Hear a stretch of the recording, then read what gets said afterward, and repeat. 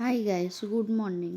দেখো, আমাদের জানলার সামনে এত সুন্দর রোদে কিভাবে শুয়ে রোদ পোয়াচ্ছে। দেখো, ওই দেখো, ওখানে সুন্দরভাবে শুয়ে রোদ পোয়াচ্ছে। তোমরা দেখতে পাচ্ছ কিরকম গালটা হাঁ করে রোদটা পোয়াচ্ছে। দেখো, কিন্তু আরও একটা আছে, দেখো ওপাশে হয়তো তুমি বুঝতে পারো নি, ওখানে দুটো আছে।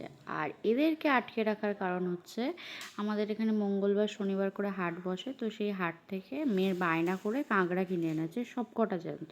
তো সেটা আমার শাশুড়ি মা কাটছেন, তো এরা সেটা কাটতে দেবে না, খেয়ে নেবে, ওই জন্যই আটকে রাখা। তো এটা হচ্ছে আমাদের ঘরের বাইরের এখানে কলপাড় আছে, তো সেই কলপাড়ে নিয়ে গিয়েই কাঁকড়াগুলো কাটা হচ্ছে। কারণ ঘরের ওখানে দেখতেই পেলে কি উৎপাত করছে ওরা, সমানে বের করে দিতে হবে, ওরা ওগুলোকে খাবে বলে। এই হচ্ছে কাঁকড়াগুলো, দেখো সব কটা জ্যান্ত, সব কটার মুখগুলো বাঁধা আছে, নাহলে একটা হাতও আস্ত থাকবে না। এখানে প্রায় বলতে গেলে 10-12টা মতন কাঁকড়া আছে, এই 1 কেজি 1.5 কেজি মতন হয়েছে। তো ওই কাঁকড়াগুলো নিয়ে আসা হয়েছে শুধুমাত্র মেয়ের বায়না, কিন্তু ও খাবে না, এই যে দাঁড়িয়ে দাঁড়িয়ে দেখছে, ভয় পায় ভীষণ, হাতও দেবে না, খাবেও না, করে যে দিলে যে খাবে জিনিসটা, খাবে না, কোনো কিছুই খায় না। তো এই যে আমার শাশুড়ি মা সেগুলো কেটে দিচ্ছে, রান্না হবে এবার।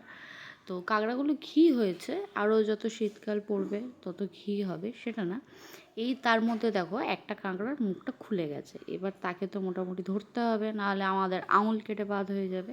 তাকে মোটামুটি শাশুড়ি মা চেপে ধরে, আর এই কীভাবে ভাঙছেন, ওনার আগেকার দিনের মানুষগুলোই হয়তো পারে, আমাদের দ্বারা সম্ভব, আমি তো পারবোই না, আমাদের দ্বারা এগুলো সম্ভব না। কিছুটা ধরে এরকম মটমট করে ভেঙে দিচ্ছে দেখুন। কারণ কাঁকড়া দড়ি বাঁধা থাকলে মুখটা আলাদা বিষয়, কিন্তু এরকম ছেড়ে গেছে, ওরমভাবে ধরে তাকে ভাঙা সত্যি অসম্ভব। ওনারা আগেকার দিনের মানুষ, তো ওই জন্য ওনারা পারে সেটা করতে।